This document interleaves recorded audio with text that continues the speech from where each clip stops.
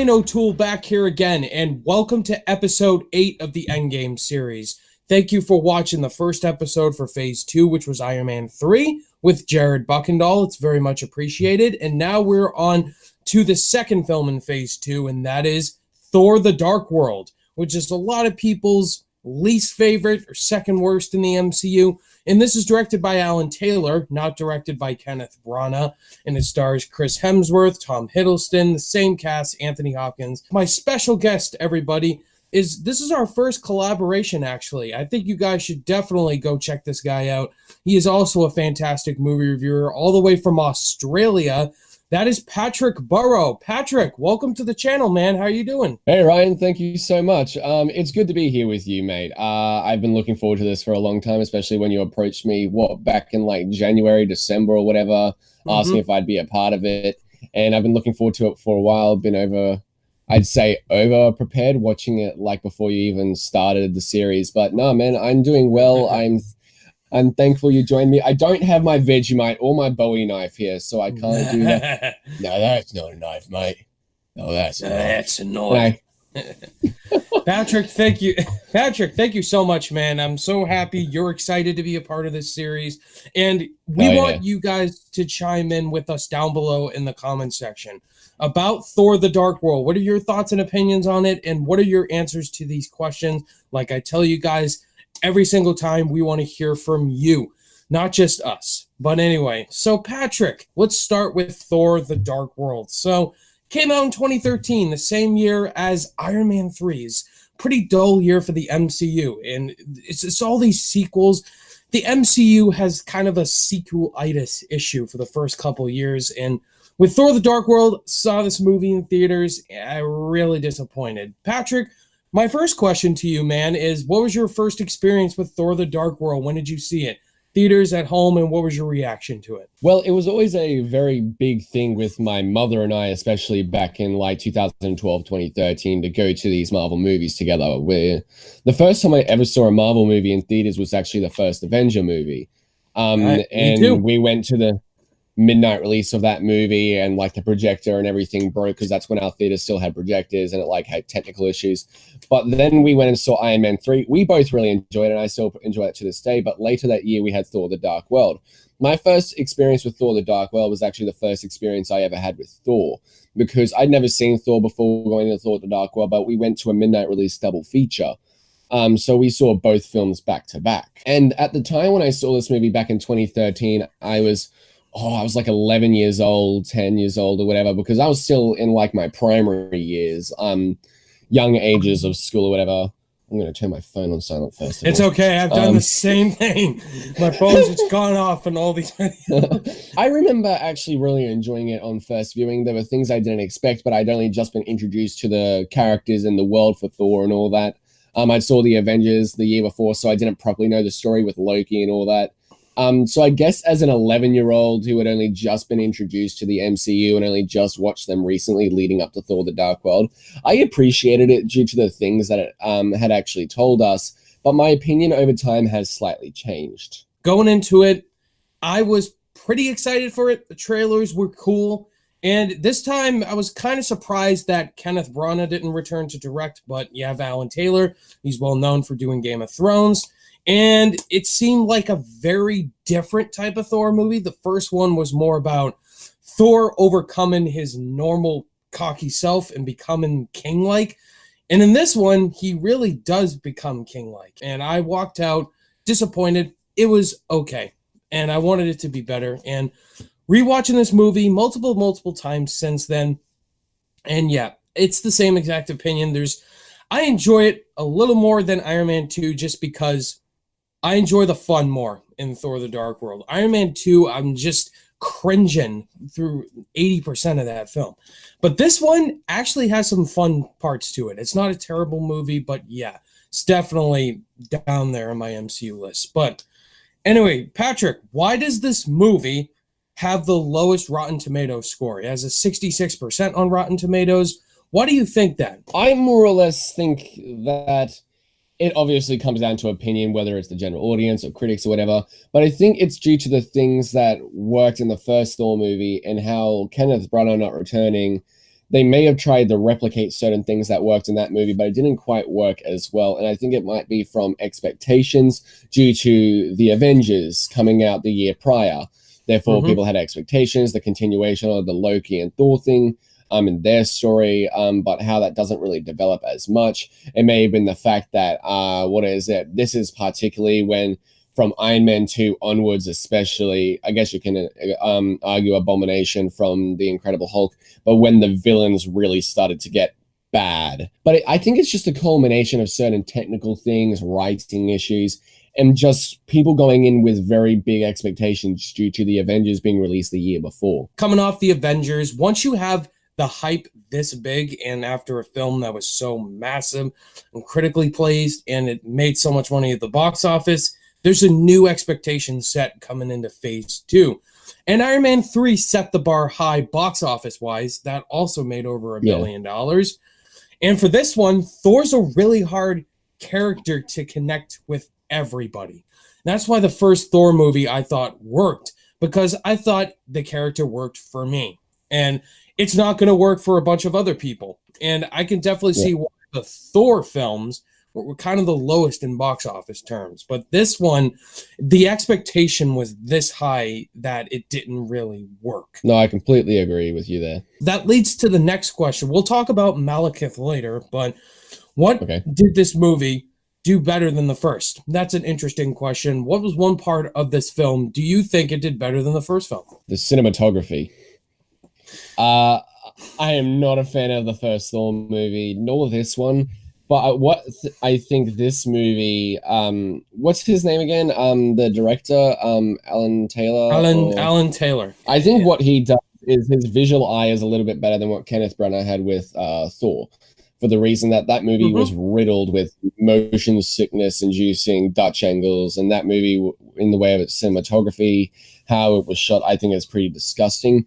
But in this movie seems a little bit more leveled. It uses a little bit more of a visual eye rather than just being completely fancy. But obviously, a lot of people have argued that from the first movie, it might have been from Kenneth Branagh's, theater background and all that he has. Yeah, Shakespeare background, yeah. Shakespeare background and all that, trying to make it all fancy and all that. But what this movie does a little bit better, I think, in my opinion, and one of the only things it does better is the visual eye it has for cinematography, and even some of the special effects, but not all of them, especially with the opening narration and prologue with the Dark Elves and the Asgardians fighting each other.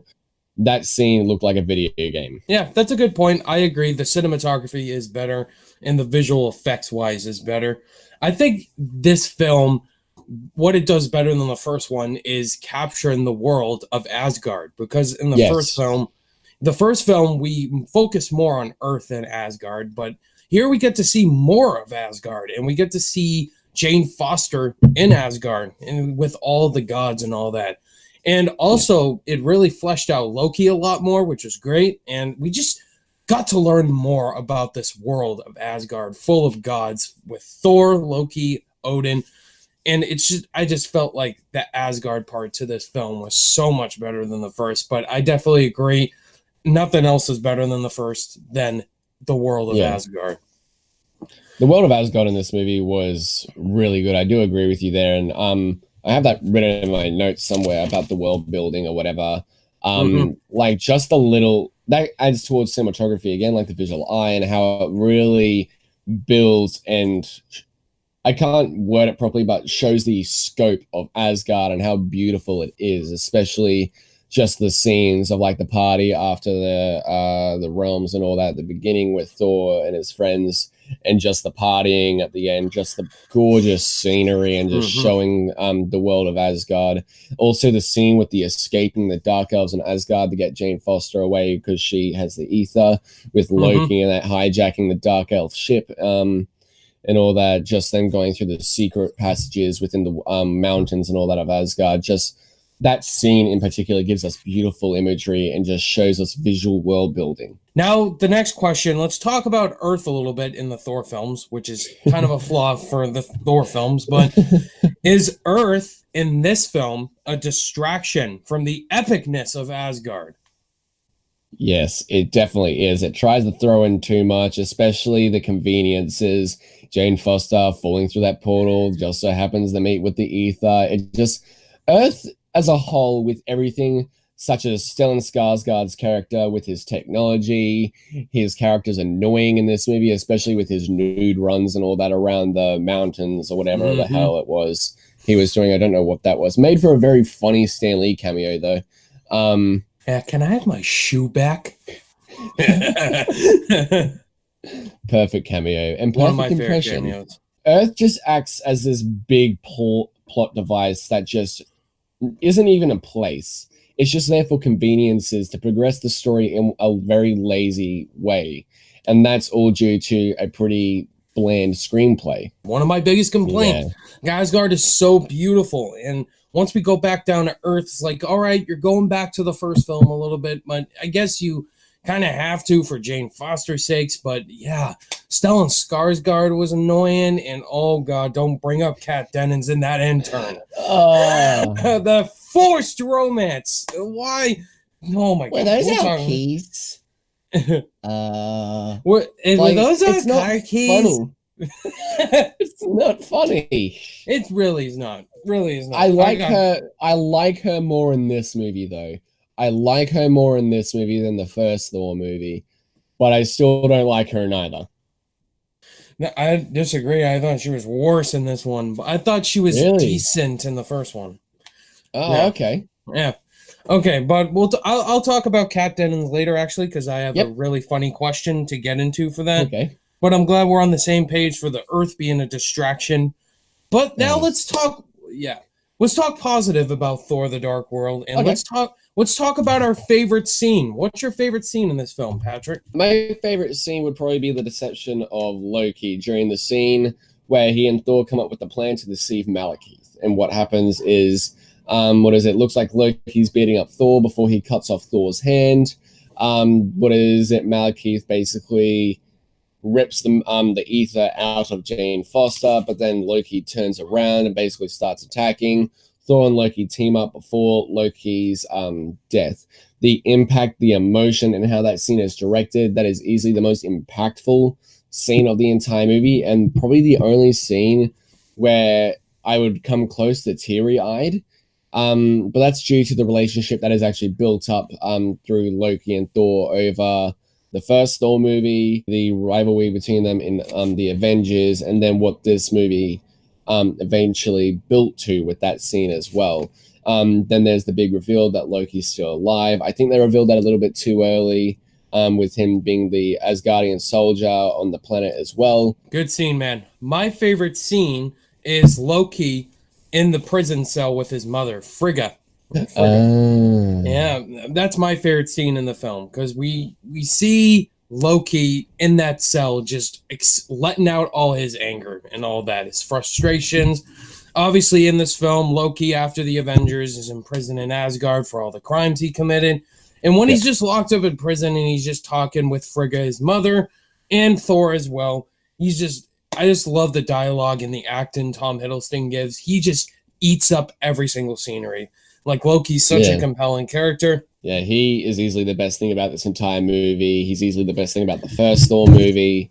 But that's just Loki. Loki's such a brilliant character.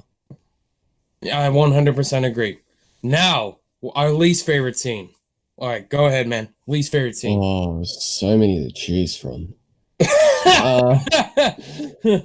are so many to choose from. Absolutely. It's really hard for me to choose one scene.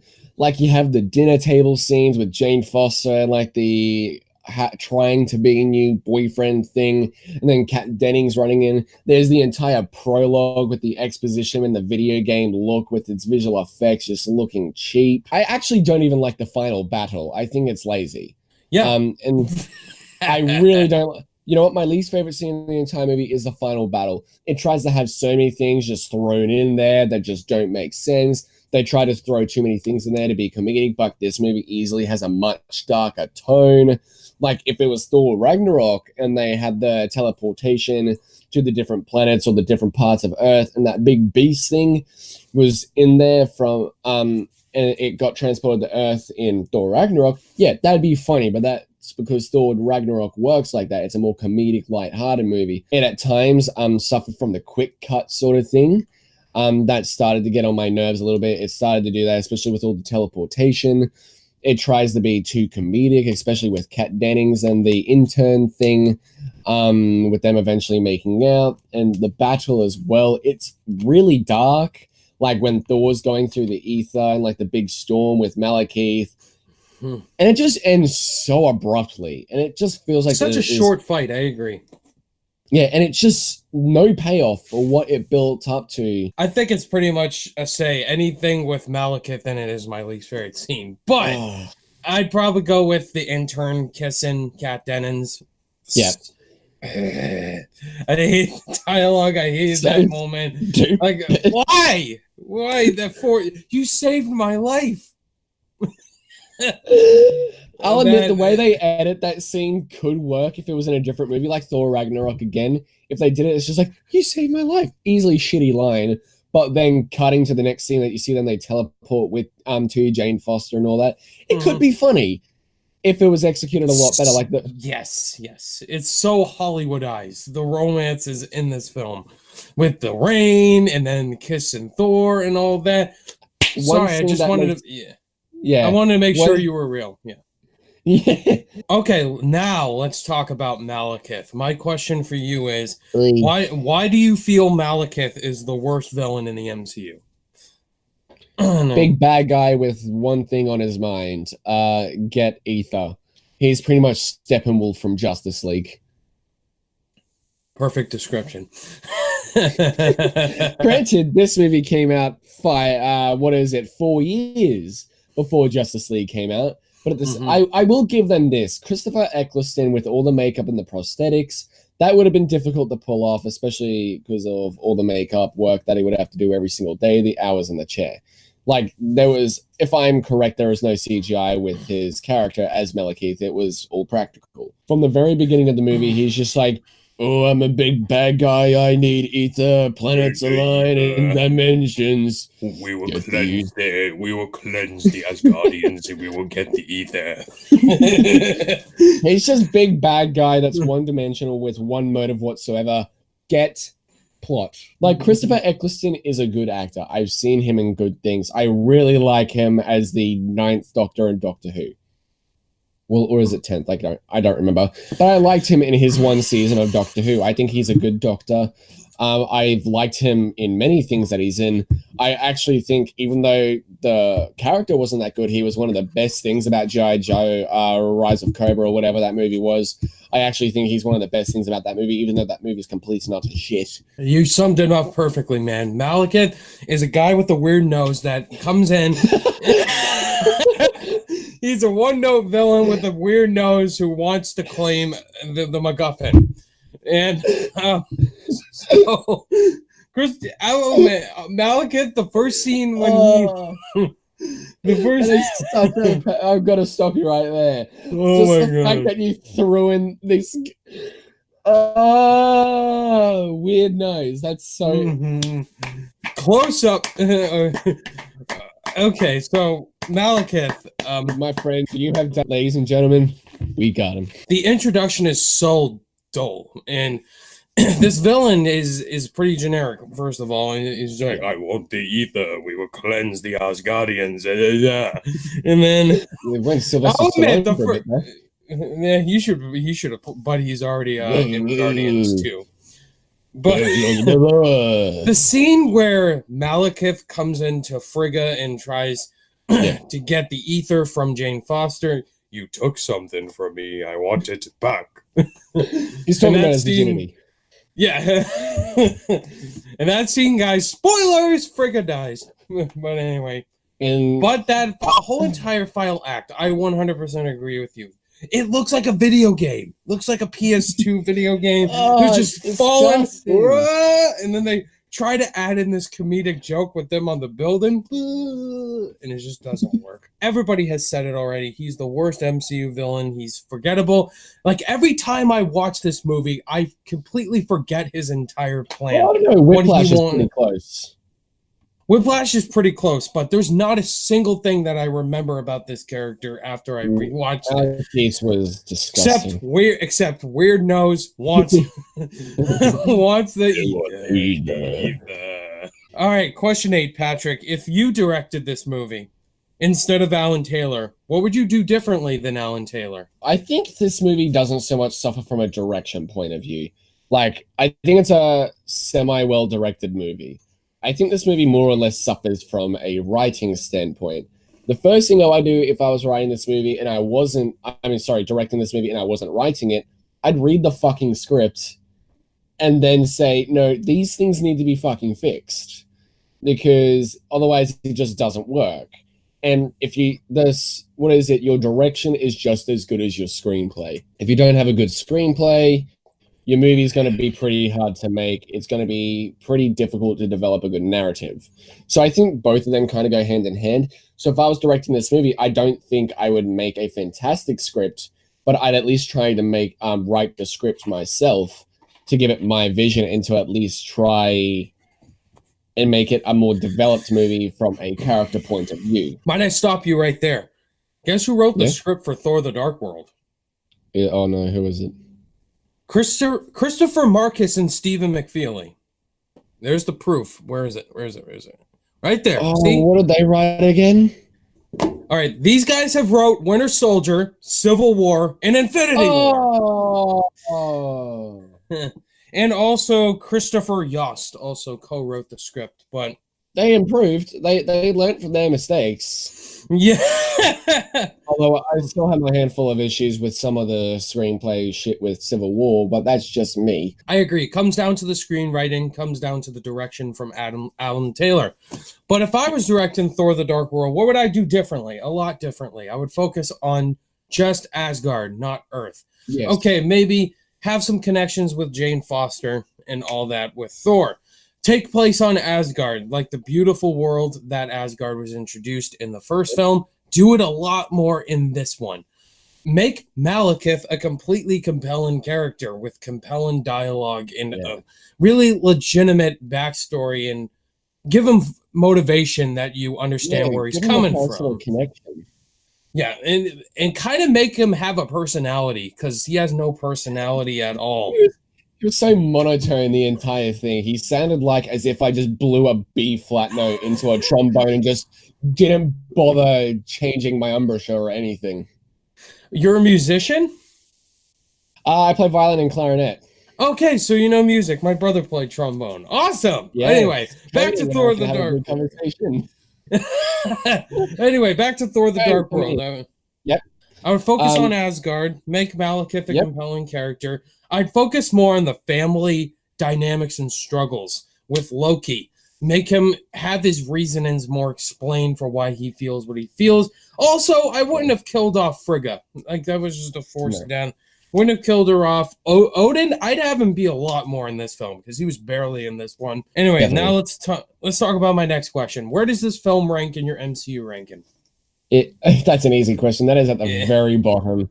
If I'm being honest, I'm not someone who really watches and enjoys this movie. I have watched this movie maybe twice in the last 2 years. I watched it leading up to Infinity War last year in my series of reviews. Yeah. And I completely forgot that movie even existed after a while. Like, I completely forgot this movie was even in my collection until I did my Blu-ray collection at the beginning of the year.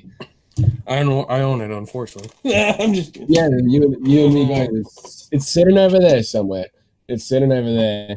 And then I watched it again just the other week. Actually, no, that's a lie. 3 times, because I watched this again last night to get a different point of view to see if I can enjoy this, even from just a general audience perspective. And I don't enjoy this movie. Well, I'm on the different side. I rather watch Thor: The Dark World more than Iron Man 2. Iron Man 2 is my number 20, and Thor: The Dark World's my number 19. So, yeah, doesn't make much difference. This is definitely mine's the one of same, the like Iron Man 2 is my number 19. So it's yeah, just, they're kind of interchangeable almost, really. Yeah, they each have their positives and their negatives for sure. But now, let's just get to the final question, what you guys are all here for. Patrick, how will Thor: The Dark World affect the Endgame? Go right ahead. Right. So I don't think it's more or less how it will tie into Endgame, but how it tied into multiple other films to then have the culmination of those films tying in together to set up Endgame. As we know, we have the ether, which is the reality stone. We've obviously got the six. We've got the six. What is it? Infinity Stones. We see them hand the reality stone, which is the ether, in this little thing, box, whatever. Box. Hands that over to the Collector. The Collector, as we know, is from nowhere, from Guardians of the Galaxy. He's trying to get all the stones himself, as we know and learn more about when it comes to him saying 1 down, 5 to go at the end of the mid-credit scene.